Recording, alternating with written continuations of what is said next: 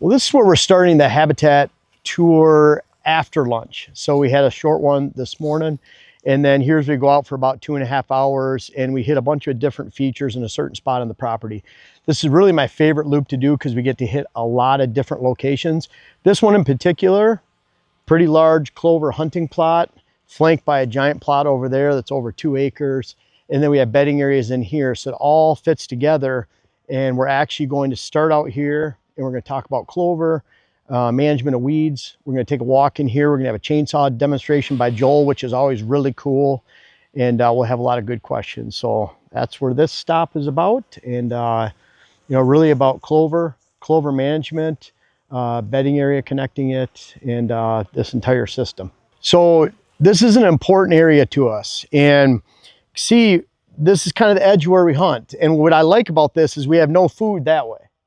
So for us to get in, we have a trail that comes through the switchgrass right into the back of the redneck. So we don't even have to get within 10 yards of coming out here. And then this is all a big, nice switchgrass row that comes up right here.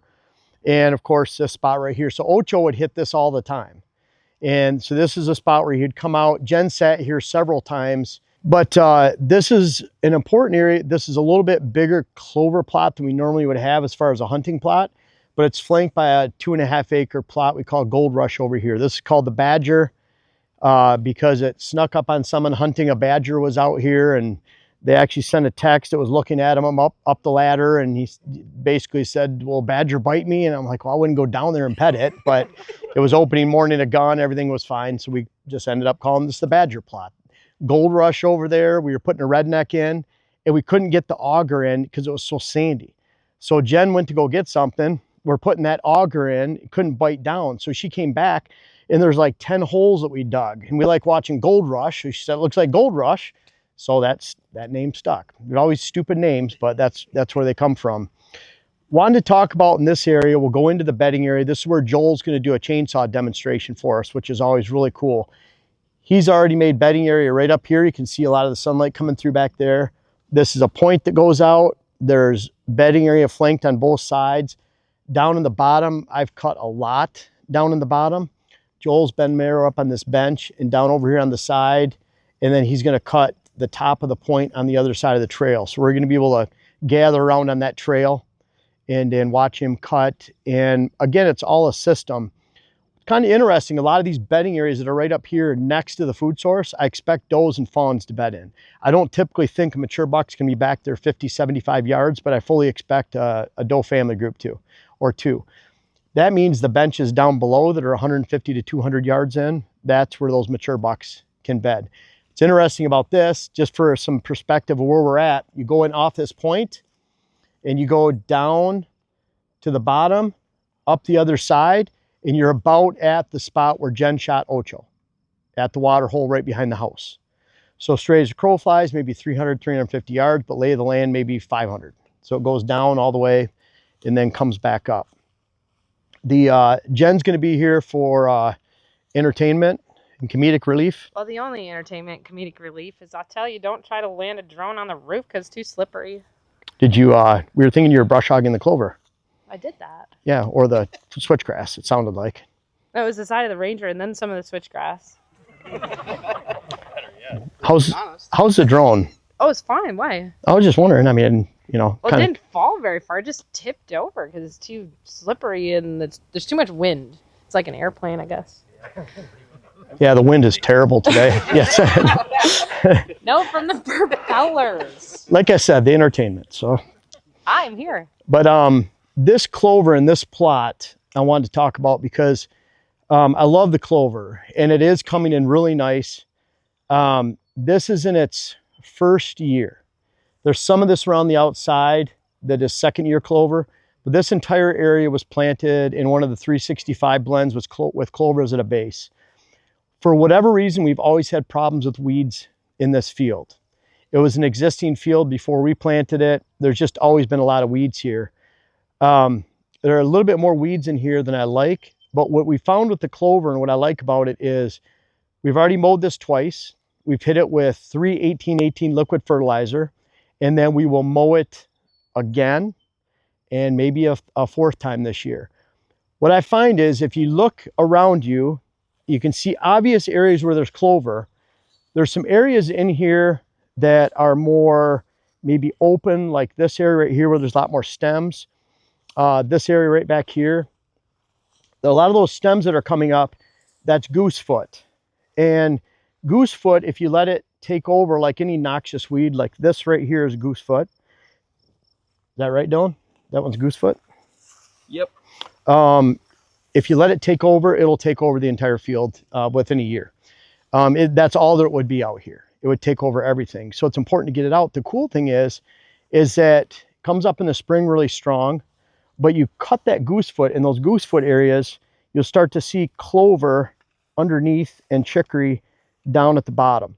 So by cutting that goosefoot, it releases the clover. The clover is more aggressive and competes much more than the goosefoot. So the clover will eventually take over if you allow the sunlight to get it. Same as switchgrass. If you mow it, you're just getting sunlight down to it and you can let it take over. So long term, I fully expect this to be even better clover. I'm pretty happy the way it is right now, but if we just let it go like this, it would turn into weeds. How many times are we gonna mow this year? I think it's the second time. Mowing. Yeah, second time, and I would say at least one other time. And we usually time that mowing end of July, early August at the latest, before a rain, and we cut it. We spray the liquid fertilizer on it, and 3-18-18, we get that from Deer Grow. It absorbs 90%. They say absorbs into the plant immediately. Where if you put granular on the ground, it takes a while to leach into the soil and be available. So only a small percentage is available in the first month, where this goes directly into the plant. And we try to do that before rain. But I would say at least one more time. Sure. And I would say if we're seeing pretty decent growth and it's starting to compete with those weeds into early mid-July, we'll probably wait till that end of July, August time. We'll cut it high. We just pull our mower deck all the way up and mow it, and then we'll spray it, and then we'll get full volume going into hunting season. And that's what we want.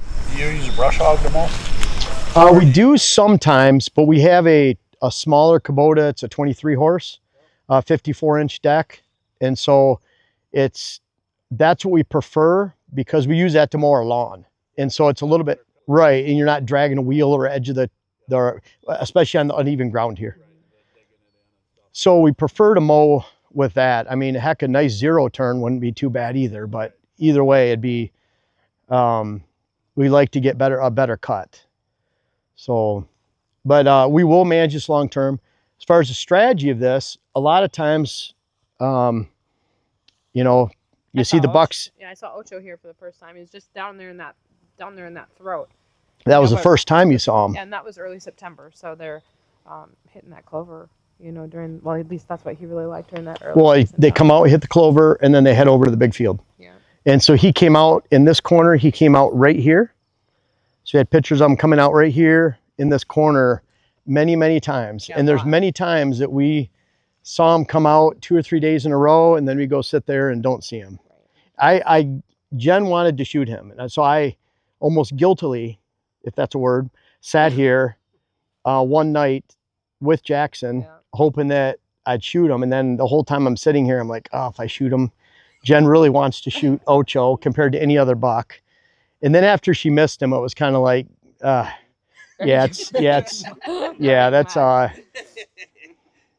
I would have felt really guilty shooting him then. So, but, yeah. I don't know if I would have conquered all then. To get a fear? Sorry, yeah. I don't know, something out.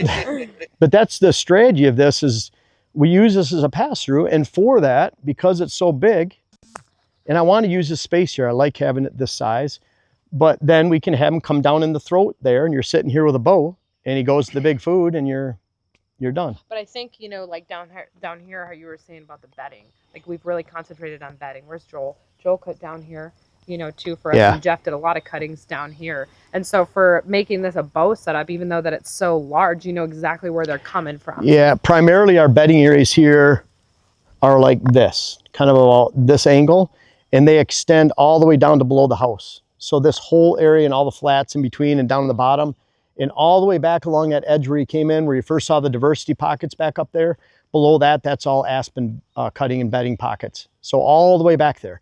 So we don't have as much behind the big plot over this way. So we're really trying to get the deer to flow through here, which they do, and go over. So it's kind of all put together like that.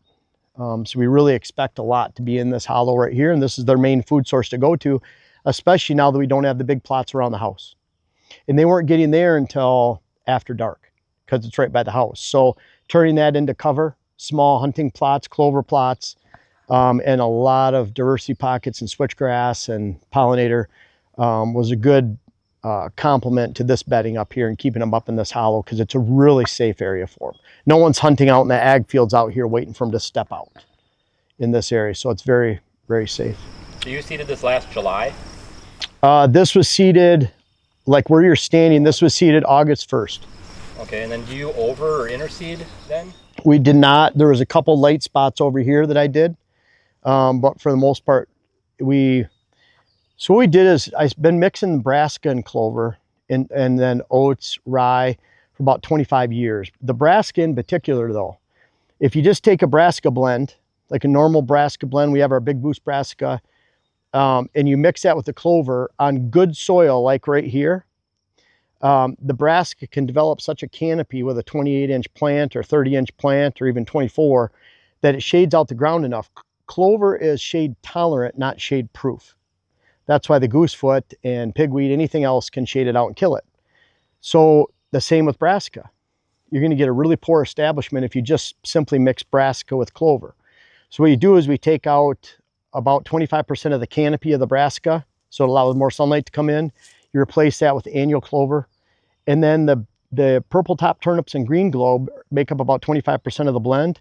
We cut that down to 10%. So you still get some bulbs. The problem is if you get turnips like this in the fall, then when you go into the spring, no clover grows in those turnips, in those pockets, and then by July, weeds grow in them. So now you're diminishing clover in everywhere there's a turnip, and you're replacing it with weeds within your clover field. So we diminish that down to 10%, change the top, replace that with annual clover, and that's what makes up our brassica blends. We call it Big Boost 365, but we play with, we tweak the brassica. And we do Fall Power 365, but we tweak that too, so it's more friendly to establish the perennial base underneath. You just broadcast that over the top then when you redo it? Yeah, but really light. So chicory, all this stuff right here. And what I did last year with the group is grab some chicory. It's a long leaf stuff. You see it coming up. And if you see some, right like that, try biting it. I've done it a million times, but it's bitter. So don't do it. Just kidding. Just to see what it's like. It's not like, clover's more sweet. It's not. And so you find the deer, they'll eat it, but it's not something they'll eat it during the summer. I'm not saying they don't eat it, but it's typically towards the end of the attraction cycle that they eat it. It's very important though. And so we have it about, it's about 65, 70% or 0.6 to 0.7% of an acre or of an acre. So trying to think of, it's about 2/3 of a pound, right around there. A full boat of switchgrass is 3 pounds per acre of chicory. So if you have that much chicory, of course, it'd shade out the clover. If you have too little, it doesn't too much good. But this chicory in plots that I planted, just straight clover, and then with chicory, the chicory helps nurse along the clover, makes it thicker, greener, lusher. And that's why you don't want too much. It also brings up nutrients from deep in the soil. It has a long taproot. It taps into moisture. So during drought, it helps protect the clover. So it's a really good, useful tool. Deer eat it towards the end of the attraction cycle. You don't want too much. And so if you overseed, let's just say you went in at the same rate, well, then you're going to get double, triple the chicory. And that's the only bad thing. We've actually, Jen said, well, why don't we just sell the perennial blend without the chicory? I'm like, that's pretty smart. Just for that reason. That's when you're filling in. That's why she runs the seed company. I just make up the blends and market it and talk about how to use it. So what is the name of this blend then for the clover? We have two 365 blends, the Big Boost 365 and then the Fall Power 365. And there's 365 refers to you plant it in the fall, and that's good for a year. And then we manage the clover for years to come by mowing. If it gets grass in it, we spray clethodim to get the grass out. But you can manage it for a little. Oh no. Oh, so to do a plot generally the size right now, what could I use at your blends? It depends. Like if it's going to be your biggest plot, then I would do something more of a holding plot that would have, we typically will do a brassica blend on one side and Fall Power on the other. So there's attraction from early to mid and mid to late. And so you have those two in different spots. Well, I'd like to leave here with the blend in my hand, so I just wonder what it's called. Yeah, we have the Big Boost Big Boost, and then the Fall Power. Cool. So, and Fall Power is a bigger bag, so it saves you in shipping, picking it up here. Oh, but yeah, that's. You guys have any more questions out here? The deer don't eat it down to nothing by late October? I mean, it stays ahead of them? It's good questions. Now, so since this is a complement to the big food over here that has more volume in a short period of time, annuals will always grow more in a shorter period of time. I mean, look how much volume corn grows, or even beans. This grows its volume over a long period of time. So when we plant that over there, you get a tremendous amount of volume with the annuals, and it's all annuals. And then this is just a pass through then. If this is the only game in town, then they're going to sit here and eat it till it's gone, and it's going to be gone by mid-October. We find that this usually lasts until early December. And last year when Jen did a flyover, it was after Valentine's Day, we had a big storm, and it was old snow by about a week. Our clover rivaled the brassica on feeding circles per acre after flying over all 18 acres of plots. In the clover, like this field was one of the biggest and strongest hit. And we actually found Junior, one of our 5-year-olds. He's a really beautiful buck for this year. Made it through the season anyways. We think we've identified him. We found his antler right back here. So they're hitting this pretty good and digging up. There was not a lot here, but they'll dig through the snow to get it. And especially with the complement of the annuals over here, it kind of keeps them in this area right here. But because it has the support, and let's face it, all this ag around here helps. If this was in the woods up north, it's almost like for the space, for the same size deer herd, you need twice as much food because you don't have the complement of the supporting ag land that meets their nighttime feedings. How much snow did you have here at that time? I'm assuming at some point you're going to get enough snow where it's just not worth digging through, or what's your stance on that? Yeah, and that's a good point. I've seen them dig through crusted snow that you could drive a pickup truck on to get through to a turnip, but it was kind of like they know the reward for the effort. But at that time, it was that Valentine's Day storm around there. I don't know if we got 8 inches of fairly wet snow. And this is about a week later, to where there's no ground showing except for the feeding circles. So it made a pretty cool comparison to be able to, we literally went through and counted every circle. And then broke it down per acre, per food plot type.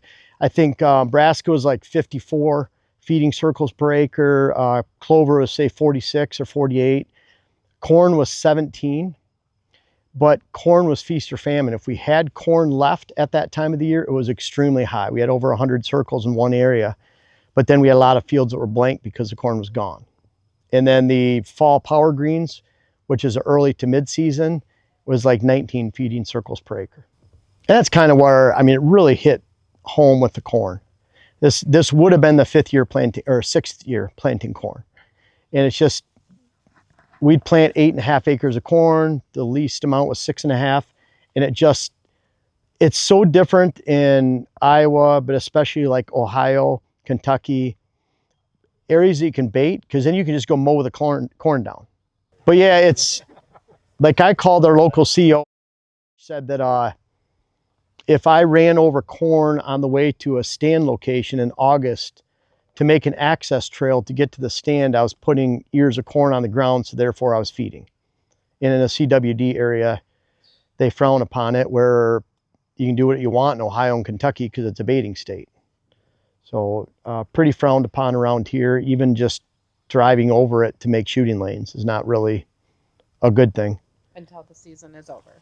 He told me when the season's over, I could do it. So he gave me this big long speech about it was bad, CWD, nose-to-nose contact, putting feet on the ground. But if it's after gun season, then That's fine. it's fine. But you guys have any questions? You can see like the switchgrass, you can see how high it'll be. It'd be covering up the vehicles. And you can't see through that stalk. It's really solid wall. And from all the way back at those diversity pockets you saw 300 or 400 yards back and continuing on, you'll see switchgrass all the way along here. How did you say you're accessing that blind? Straight from behind it at an angle through the switchgrass. So we come down right here and then up to it. So we're pretty screened off. Even if there's deer out here, pretty easy to get into the blind and not spook them. Even with Jackson, he was only 2.5 years old. Last year we had some really cool sits. The key is no nap. So when he gets out here, I think we hunt for 3 hours. I think he thinks the hunt lasts for 15 minutes. And he eats like 4 bags of fruit snacks and maybe a bunch of goldfish. I help him eat the goldfish. And then, but he's not going in every location. He's going in locations that we can safely hunt with him. Yeah, we call them crying baby stands. Yes.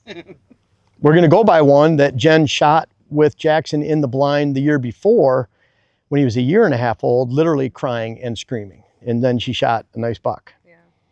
So Jeff, do you have any hang-on stands back in here, or just all in that stand? Yeah, we're going to pass a ladder on the way out. Okay. And so we have that one. And then we don't have bedding area directly behind this, say 50 yards into the woods. It's down on past the lower bench.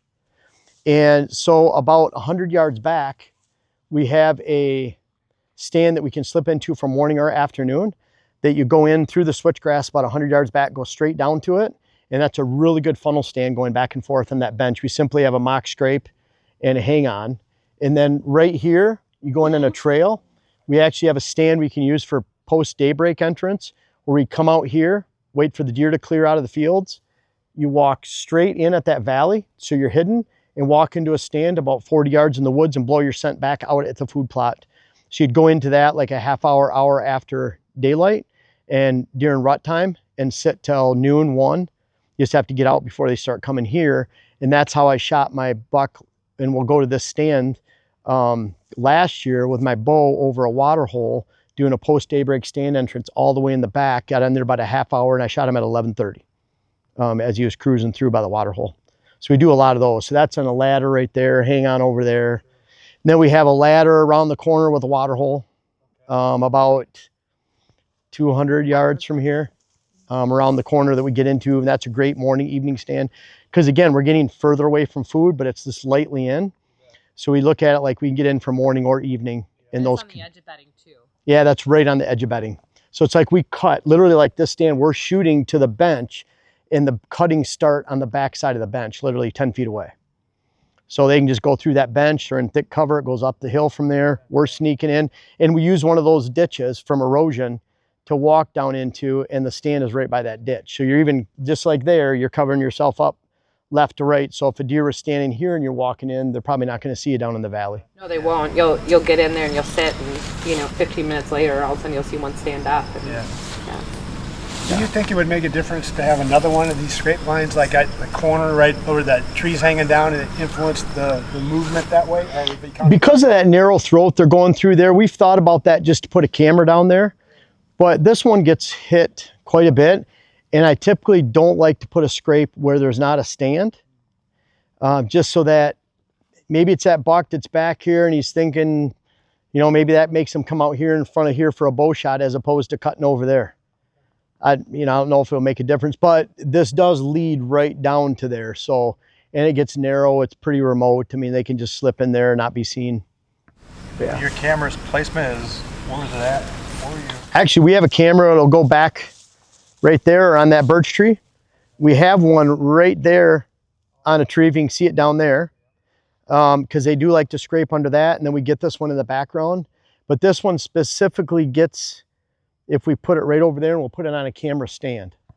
So it's off to the side in the corner because they don't enter right there. They're entering more right here on this edge. We've had it right here on the edge, but I like getting it away from the deer. A lot of times in those camera stands, I like to put them about 6 feet up, somewhere 7. But we'll find if they're down here looking up, that's not a bad way to do it either. that they seem pretty hidden. It's kind of like right in their face they don't like, but if it's down low. Do you use solar panels? No, and part of that's because you had to recharge the panels, and just it's more of a pain.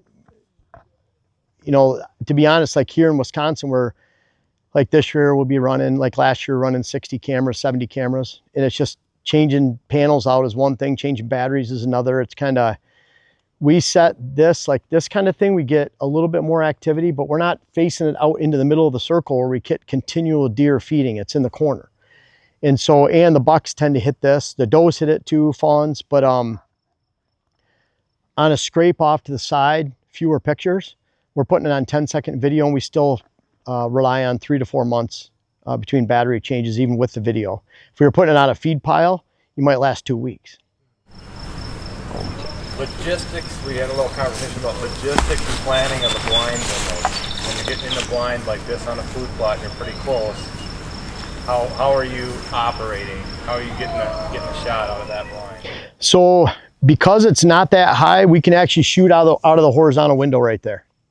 The big thing is stabilizer. So if the stabilizer's in the way of the window, but other than that, we can shoot horizontal out of that one.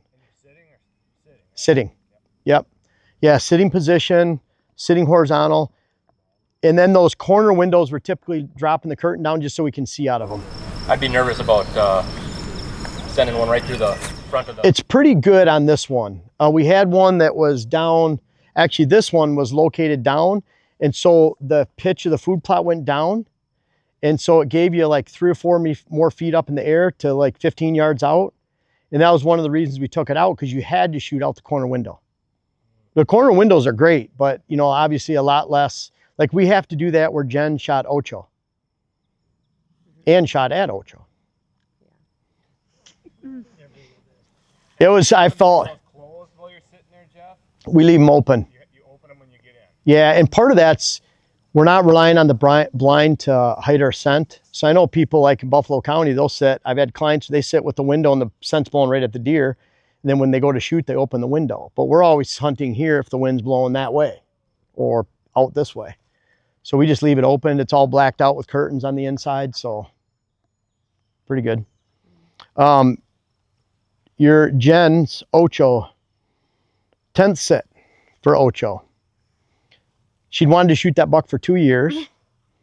And we narrowed it down to, you know, she sat here several times where we thought she might get a chance. But on that sit, My bow hit my knee. And my arrow went into that water hole so hard that it shut off my nock. And the broadhead's still in it. she called me immediately bawling. Well, I felt sick for her. And we went down there and I said, well, maybe the arrow got out before it, you know it didn't, but you go down there looking for the arrow, and because the knock's off, it's kind of like, well, we don't see the knock. You could see it in the video going down that way. And got down there and we looked around and looked down in the water, and the knock's just barely sticking out of the water. So it was off like 4 feet. Yeah. Hit her when she's sitting, it hit what, Rick, right around? Yeah, that's fat. Yeah. Just shoot your bow out of your stand or out of a blind once or twice. Put a target down there and just do that. That's what I would recommend. Don't make the same mistake I made. Could have happened from a tree too. Yeah, well, and it might. Let's head into the woods here.